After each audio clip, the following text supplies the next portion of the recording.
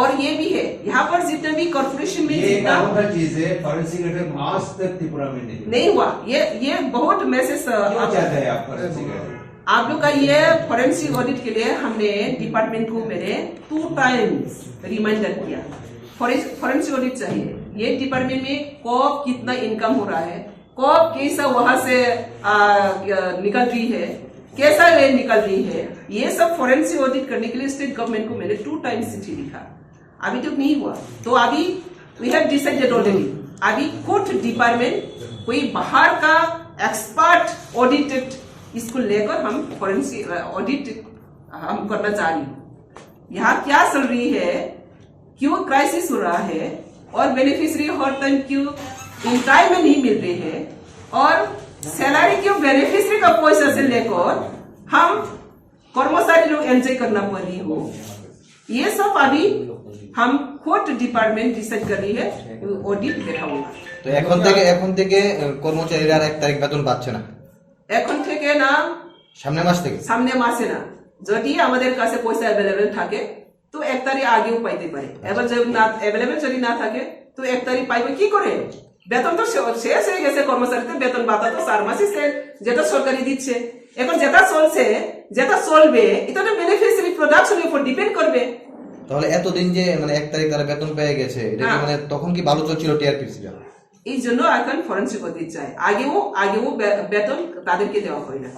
বলছি না, beneficiary monthly production আয়ে আপনারা এখানে পরিষ্কার করে বুঝে নেবেন। আপনারাই প্রথমে বুঝতে হবে, তবেই মিডিয়ার মাধ্যমে জনতা বোঝা যাবে।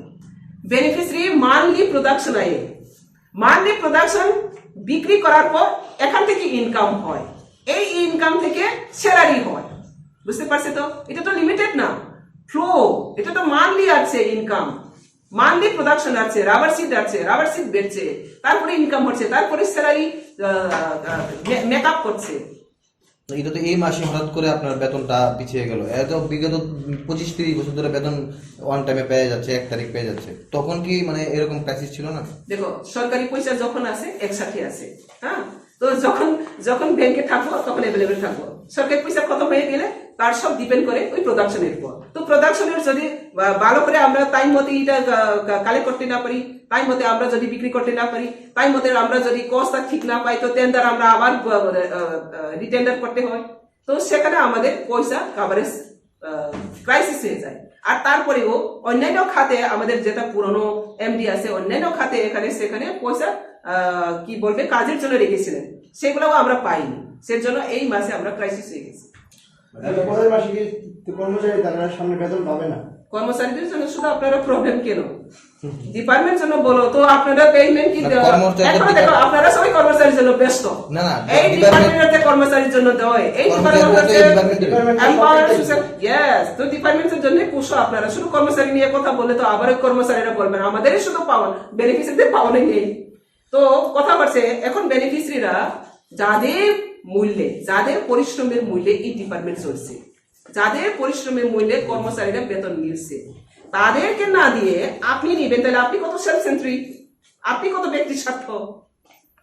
যার পরিশ্রমের মূল্যে আপনি স্যালারি এনজয় করছে, তাকে স্যালারি নিয়ে দিয়ে আপনি স্যালারি এনজয় করবে, তাহলে তোমার মতো স্বার্থপরতা দুনিয়াতে কেউ থাকবে না। আর ডিপার্টমেন্ট চলছে তাদেরকে উপর করে, যারা প্রোডাকশন নিতেছে আমাদের কাছে।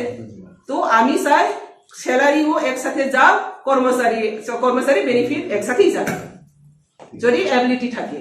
আর যদি অ্যাবিলিটি না থাকে, 1 তারিখের মধ্যে আমরা অ্যাবিলিটি না থাকে, তাহলে কোথায় থেকে পাবে না। লাস্ট অডিট কবে হয়েছে ম্যাডাম?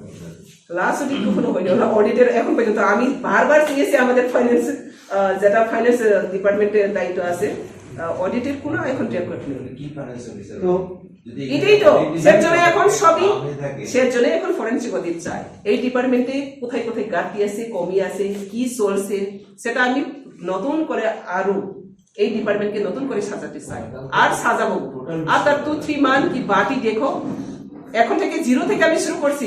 প্রথমে বলছি 0 থেকে, এখানে কোনো মাইনাস থেকে শুরু করছি, 0 বলবো না আমি, মাইনাস থেকে শুরু করছি। যেখানে আমাদের দেওয়ান আছে এখানে দিতে পারছি না, তাহলে তো মাইনাস। এই ডিপাर्टमेंट अगर माइनस रेवेन्यू তে আছে 2-3 मंथ की बात ही देखो, ये डिपार्टमेंट किस तरह फिर रिवाइव होता है। मैडम सुना था कि आपको भी सैलरी नहीं मिल रहा है अब तक। ये तो बहुत इंटरेस्टेड बात है, मैं तो सैलरी के लिए नहीं बैठा है, अभी तक मेरे सैलरी 1 पैसे भी मैं नहीं मांगा, अभी तक सैलरी 1 पैसा भी मुझे नहीं दिया। ये भी बहुत इंटरेस्टेड बात है, मैं बिना सैलरी से अभी भी काम कर रही हूँ, मेरा इंटरेस्ट है। ऐसा तो नहीं होना चाहिए, because you are putting your maximum time here, you are supposed to get this। ये तो बात है कि ये सवाल को लेकर कोई भी आगे नहीं बढ़ता है। তো আপনি বলছেন মানে গভর্নমেন্ট আপনাকে সহযোগিতা করছে না? যে যতটুকু আমাদের প্রয়োজন গভর্নমেন্ট সহযোগিতা করছে না বলছি না আমি, যদি সহযোগিতা না করে তাহলে ওই 33 মান্থ 4 মান্থ না পাতো না, এটা তো পাইতাছে, কিন্তু আমাদের যতটা আমাদের প্রয়োজন ততটা আমাদের কোঅপারেশন মিলছে না। আপনার স্যালারি পাচ্ছেন না তার জন্য আর কি? আমার স্যালারিটা আলাদা ব্যাপার, এটা হচ্ছে আমার চেয়ারম্যানের স্যালারি আলাদা ব্যাপার। কেননা এটা আপনারা সবাই জানে, একজন মিনিস্টার অফ স্টেট র্যাঙ্কে আমাকে দেওয়া হচ্ছে, মিনিস্টার অফ স্টেট র্যাঙ্কে কিভাবে স্যালারি পাইবো সেটা আমার ক্যাবিনেট জানা নেই, তারা স্টাডি করতে করতে সময় শেষ হয়ে গেছে, এখনো স্টাডি আছে তারা।